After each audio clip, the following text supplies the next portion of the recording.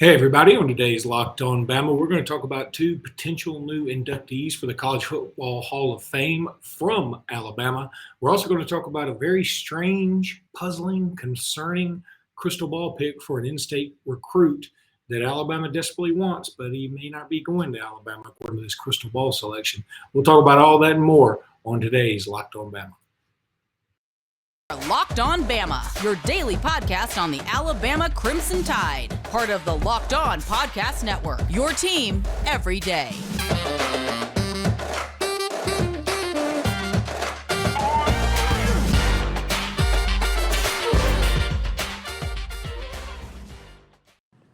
Hey, everybody, and welcome back into Locked On Bama. Luke Robinson, that's me. Jimmy Stein, that's him. Jimmy, how are you today?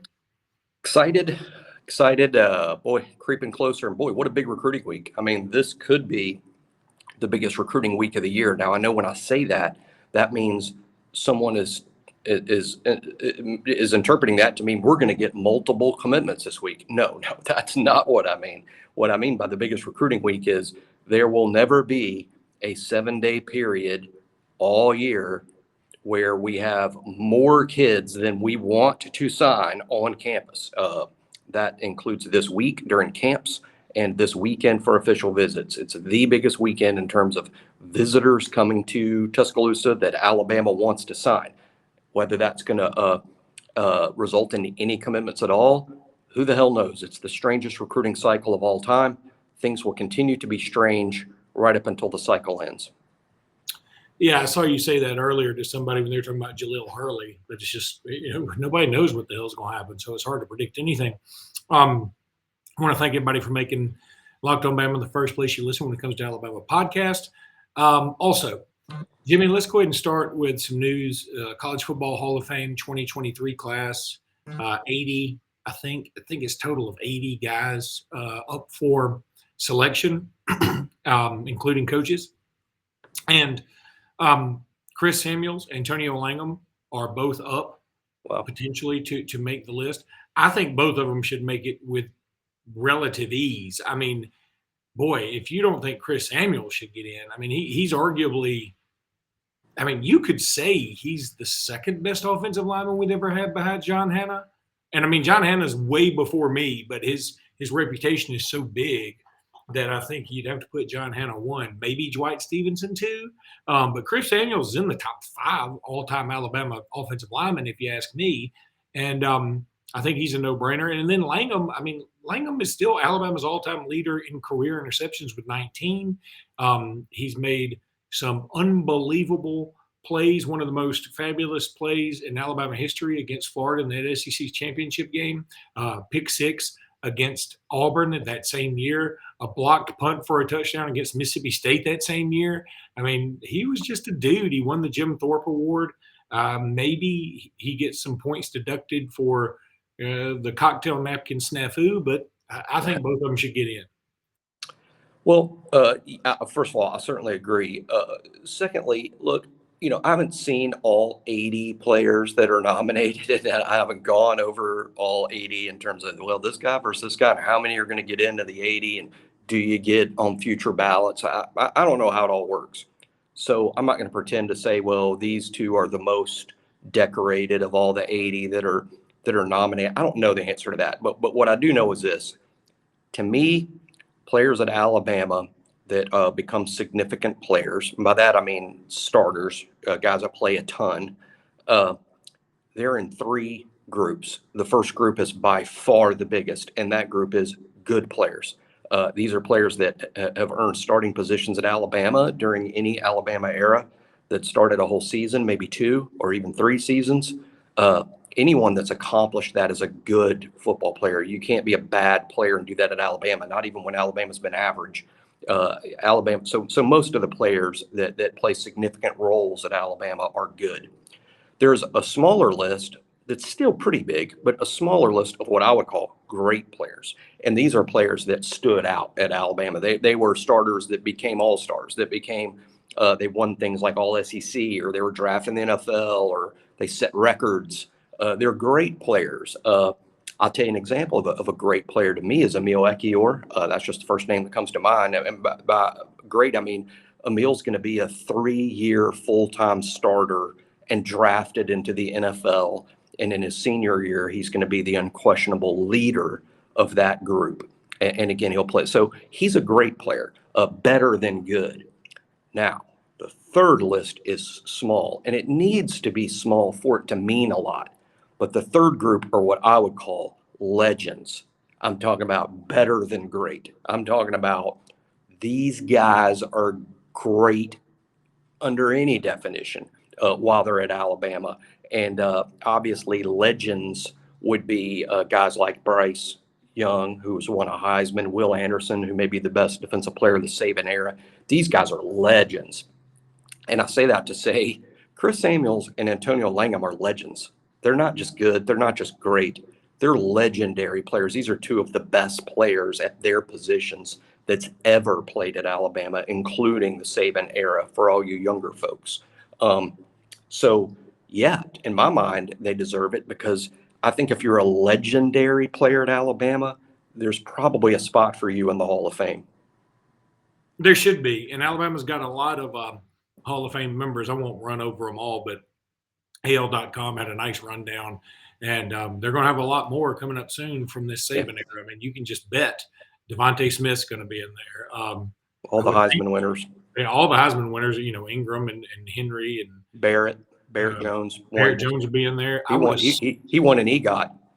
Yeah. I think, what the hell is an EGOT? EGOT? That's a term they use in show business for the small handful of people who have won an Emmy, a Grammy, an Oscar, and a Tony. There's only there's only like 8 or 10 of those people in the world, in the history of the world, that have won all 4, and they call them EGOTs. Like John Legend is one. There's very few others. I thought you were saying, like, if there's an award out there, he got it. Both. Yeah. Both suffice for what we're doing here. All right, let me tell everybody about Built Bar. Don't you love a chewy chocolatey brownie? What about a caramel brownie with caramel swirled on top? So good. What if I told you can have all that chewy, chocolatey, caramelly deliciousness plus 17 grams of protein? You're in luck because caramel brownie bars are available at built.com right now, and you got to act fast because they're a fan favorite. I had one the other day. They're absolutely delicious. Forget about dessert. These are better than dessert. Plus, the macros are unreal. I don't know what macros are, but you probably do. 130 calories, 17 grams of protein, only 4 grams of sugar. I would replace a regular brownie with Built's caramel brownie in a heartbeat. In a heartbeat. The best part, caramel brownies are covered in 100% real chocolate, like for realsies. And these are so good they made me say for realsies. With Built, tasty is the new healthy. Go to Built.com, get your box of caramel brownies bars right now. Go to Built.com, use promo code LOCK15, 15% off that order. Go to Built.com, use promo code LOCK15 for 15% off that order. I also want to tell you, we have an important favor to ask of you. We put together a survey so we can learn more about our listeners like you and make favorite Locked On podcast even better, your favorite Locked On podcast even better. This is your opportunity to tell us what you like and what you don't like about Locked On Podcast. Go to lockedonpodcast.com/survey right now to get started. It won't take very long, and everyone that completes a survey can qualify for a chance to win one of 10, I tell you, $100 Ticketmaster gift cards. To take our audience survey, go to lockedonpodcast.com/survey. Thanks for your help. All right, Jimmy, some recruiting news out there. And first of all, let's do the good news. Brandon Inniss came in this past weekend, superstar wide receiver, maybe the best wide receiver in the country, and he seemed to have a really good time at Alabama. Do you think we have a legitimate shot, or is this a USC no-brainer? I don't think he's going to go to USC. I thought at one point he may be going to USC because he committed to Oklahoma and Lincoln Riley and then was immediately interested in USC. I think that's calmed down some. I think today he's more likely to go to Ohio State than anywhere. But Alabama made huge ground this weekend. And look, he's a wide receiver from South Florida. There are all sorts of reasons for him to sign with Alabama and not travel all the way to Ohio State. I mean, what are you going to get at Ohio State? You're not going to get at Alabama. And it's much closer to home. And with Alabama's track record at wide receiver, to say nothing of our track record at wide receiver with South Florida kids, Alabama makes all sorts of sense for Brandon Inniss. And I think I think maybe he realized that this weekend. So I think Alabama is in really good shape for him. But based on his comments prior, it's hard to bet on Alabama here. My money would be on Ohio State still, but I think Alabama is closer than ever, maybe to taking a lead for him. And I wouldn't rule Alabama out. And keep in mind, a 5-star plus kid like Ennis, he's going to get a lot of NIL opportunities, and that could end up ruling the day. So I would really hate to bet on anything, but today I would say it's Ohio State, then maybe Alabama. And I wasn't so sure Alabama was even second before this weekend. So Alabama is a riser here and has made it interesting. I certainly would love for that to happen. And we are going to talk about some other recruiting news in this next segment. But Jimmy, as we're recording this for Tuesday's episode, this just came across the wire, and you may not even know it. This is so sad to me. Robert Stewart, who was a bruising, muscle-toned football star at Houston County and then in Alabama, he passed away. Yeah, I heard that. God almighty, Jimmy. He was only 55 years old, and I remember him very, very well. He played about every position outside of quarterback and kicker at Alabama, which was weird. I mean, it seemed like he was everywhere. And he was a freak athletic. He was like, you know who he reminds me of? He was a sort of a broader Shane Lee, but more athletic. You know, Shane Lee was just like this muscle-bound dude who probably had no real position. Robert Stewart also had no real position, except he was good at every position he played. I remember the A&M game in 1988. He had a monster game then in College Station, the Hurricane Bowl. He was just a dude, man. This is sad news. Anybody who is in my generation will know the name Robert Stewart. He was an absolute dude, and that is so sad at age 55. I'm not even seeing the cause of death yet. Said details of the death were not available. He died Saturday morning in Charlotte, North Carolina, where he's lived since retiring from professional football. So goodness gracious, that's just sad news. Really, Robert was in school. He was an older kid when I was in school, and he was, 2 or 3 years older than me. So, I never met Robert, but what a fantastic player and athlete at Alabama, a throwback. I don't think there could be a Robert Stewart today, at least in Alabama level, just because of how unique he was. But he's also played in an era where nose tackles were, you wanted a run stuffer at nose guard all 60 minutes of a game. You played a fullback. What's funny to me is fans get a trip out of, whenever you move a defensive lineman to fullback on the goal line. And we've done that with several players. Jonathan Allen did it. Deron Payne famously did it, even caught a touchdown pass. So we do this, and fans get a chuckle out of it like it's a novelty thing. Imagine this. Robert Stewart was a defensive lineman and nose guard. He's an actual nose guard who played fullback. He played fullback. It wasn't a novelty. It may have been his best position. He killed people at fullback, and that just shows what kind of a real athlete he was. But he also was a guy that was in an era was able to play nose guard very effectively at like 6 foot 280. And you wouldn't do that now. So. But what a freak. That guy could bench press 1 million pounds. He could run, pure football player. And hey, a lot of people talk about 92. The 91 defense was also really good. That team went 11-1 or 11-1, I think was their record in 1991, 11-1. And it was all behind a great defense because the offense was pretty iffy. But the defense was great, and Robert Stewart was a big part of that. So what I would say is, a great player on a great defense that wouldn't have been as good without him. So that's how good he was. Jimmy, I'll go to my grave thinking that if they had called the sack Robert Stewart had on Shane Lee in Gainesville, which a safety, which it was, like they should have, then maybe Alabama doesn't get beat 35-0 in that game. Maybe they get beat 35-2. But it was a closer, considering how badly Alabama was blown out. The game was closer than that score sounds. And you're right. That was early in the game. It was a tone setter. The officials blew the call. It was way before replay. Officials blew the call. should have been a safety, and that's what kind of player he was, a nose guard who was hell in the pass rush. Let me read off this from the Dothan Eagle. An assistant was talking about how a guy from a coach from USC came in. Said a coach from USC. Oh God, my damn computer just acted up on me. A coach from USC came in. Oh my God, I can't believe that this just happened. Where'd it go? A coach from USC came in and sat down with us at Houston County High with Robert, myself, and I can't remember who else. You could have just left that out, Coach. He said, he introduced himself and said, son, I'd like for you to fly to California. We'd like to recruit you and like you to offer you a scholarship to Southern Cal. Robert looked at me and said, Coach, what do you want to do?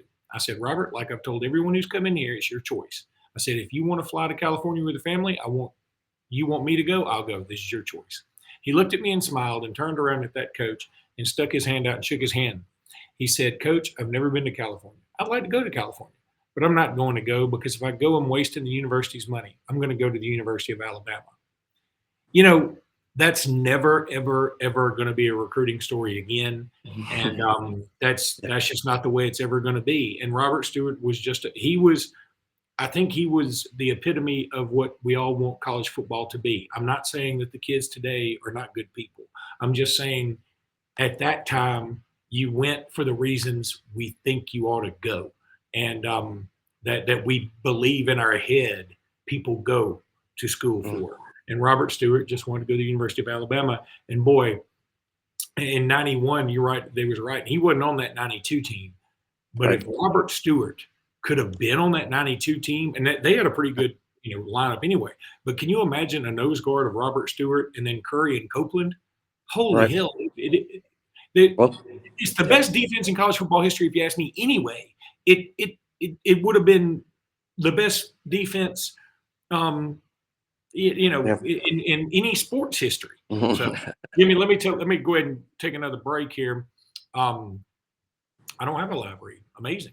So we're going to take a break, and we'll be back in just a second. Want to tell everybody also go check out the Locked On NBA Big Board. That's a lot of fun to listen to. And we got J.D. Davison out there, so you want to find out more about it, go make that your second listen behind Locked On Bama. Locked On NBA Big Board. Follow them anywhere you get your podcast. You can go to Audacity app, YouTube, wherever you get your podcast. Go check them out. They'll fill you in on all the NBA stuff that you need to know. Jimmy, one thing that was concerning, and I'm doing the opposite of a managerial technique called the sandwich technique, where you say something good, then something shitty, and then something good again. I'm leaving the shitty stuff for last. Tamarion Parker was just crystal balled by one of your cohorts over at On3, Chad Simmons, to go to the University of, not Georgia, not Auburn, Florida. And I'm going to tell you something. Florida also just had Kelby Collins in for a visit. Billy Napier is making some headway, dude. And I mean, I'm sure they also have a lot of NIL money and all this other stuff. By the way, I just want to throw this out there. This is not appropriate for what we're talking about. Jaden Bradley, the point guard coming into Alabama, already has an NIL deal with Embassy Suites, which I thought was just a brilliant move, and I think is awesome. And I guess this happens the right way because he has already signed with Alabama. He's not on campus, I don't think. I mean, maybe on campus, but he's probably on campus. The right way that you're supposed to do it. But I love that move. What a cool move by Embassy Suites. But anyway, Tamarion Parker from Central Phoenix City, crystal ball to Florida now by Chad Simmons, Chad Simmons isn't Luke Robinson out there throwing shit against the wall. No. Sticks. Chad Simmons knows his stuff. So this is concerning.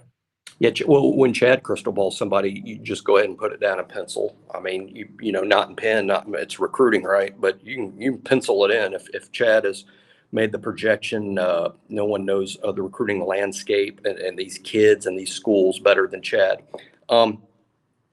Look, I think in previous years this would be a bigger story, but it's not. It's not an earthquake for a couple of reasons. Number one, it's the weirdest cycle ever. There's going to be some strange results. Period.